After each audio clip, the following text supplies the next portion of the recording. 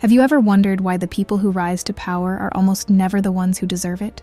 Why the kind, the honest, the empathetic so often end up crushed by those who smile while holding the knife behind their back?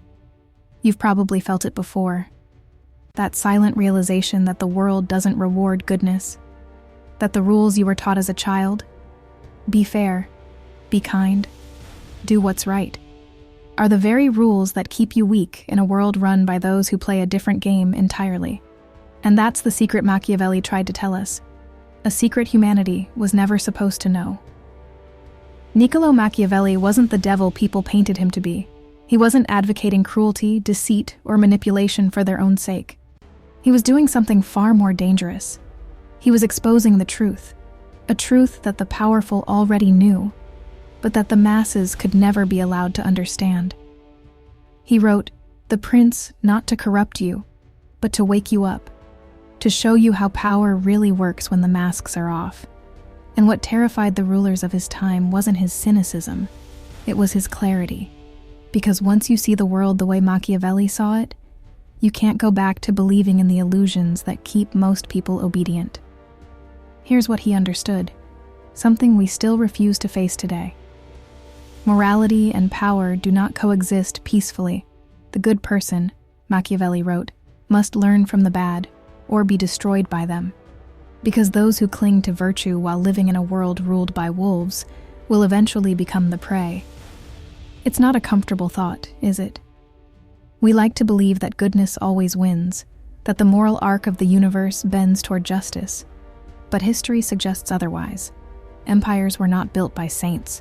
They were built by those willing to get their hands dirty, to sacrifice reputation for results, virtue for vision, and truth for control.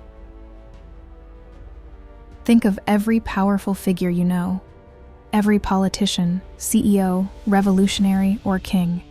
The ones who survived didn't do so by playing fair. They mastered perception. They understood the one principle Machiavelli whispered beneath his words: "It is better to be feared than loved, if you cannot be both." Not because fear is noble, but because it's reliable. Love is fragile, conditional, but fear endures even when affection dies. You can't build an empire on the instability of human emotion. You can, however, rule through understanding it, manipulating it, shaping it to your will. And that's what most people can't stomach, because it forces us to ask the one question we've been trained to avoid. Would I rather be good, or would I rather be free? But here's the twist. Machiavelli didn't just write about rulers. He was writing about you. Because power isn't only about kings and empires, it's in every relationship, every workplace, every social hierarchy you exist in. It's in how people speak to you, how they treat you, how much respect your presence commands when you walk into a room. You've felt it, that invisible currency that dictates who leads and who follows. That's power. And pretending it doesn't exist doesn't protect you from it. It just blinds you to the game that everyone else is playing.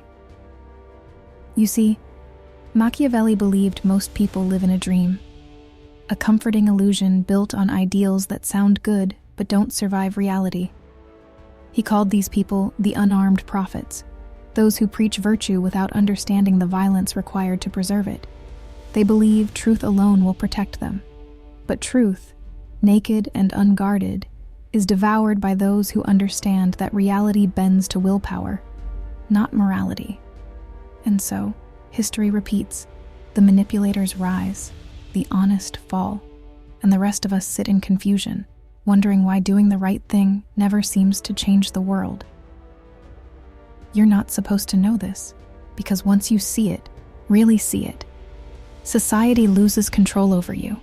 You stop believing that fairness is guaranteed. You stop expecting justice to arrive on its own. You stop waiting for permission to act. You start realizing that niceness isn't morality. It's submission dressed up as virtue. You begin to understand what Machiavelli meant when he said, "Men are ungrateful, fickle, false, cowardly, and covetous." And yet, he didn't despise them for it. He accepted it. He saw human nature for what it is, flawed, self-interested, and forever trapped between the desire to be good and the hunger to survive. It's tempting to see Machiavelli as a villain, but maybe he was just honest in a world addicted to comforting lies. He showed us the anatomy of manipulation, not to glorify it, but to expose it. Because once you know the mechanics of deceit, you become harder to deceive. Once you see how power works, you stop mistaking kindness for loyalty or empathy for innocence. You begin to watch people differently, the tone behind their words, the timing of their compliments, the subtle positioning in a group conversation. You start to sense when someone is playing the game, and when they don't even realize they're a pawn in it. But Machiavelli's warning goes even deeper. He wasn't just warning about others, he was warning about the monster inside you. Because the moment you see how power truly functions, the temptation to use it becomes intoxicating. You start to think, why should I stay moral when the world isn't? You begin to justify manipulation as a form of justice, deception as protection. And that's where most lose themselves. Because the final lesson of Machiavelli isn't about ruling others, it's about mastering yourself, to understand darkness without becoming it, to see manipulation clearly, but choose integrity consciously, not naively. That's what separates the wise from the ruthless. That's what keeps intelligence from collapsing into tyranny.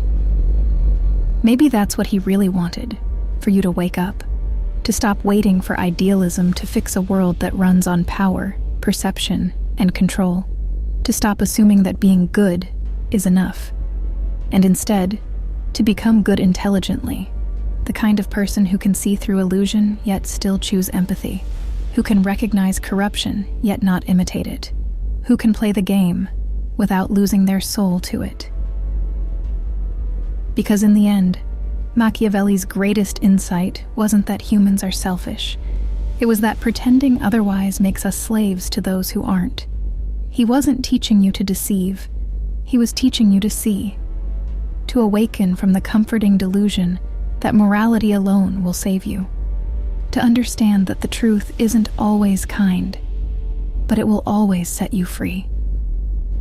So remember this: the powerful don't want you to read Machiavelli, not because it makes you evil, but because it makes you aware.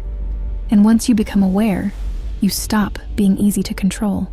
That's the knowledge you were never supposed to have. The wise man must learn how not to be good, and use this knowledge or not, according to necessity. Niccolo Machiavelli.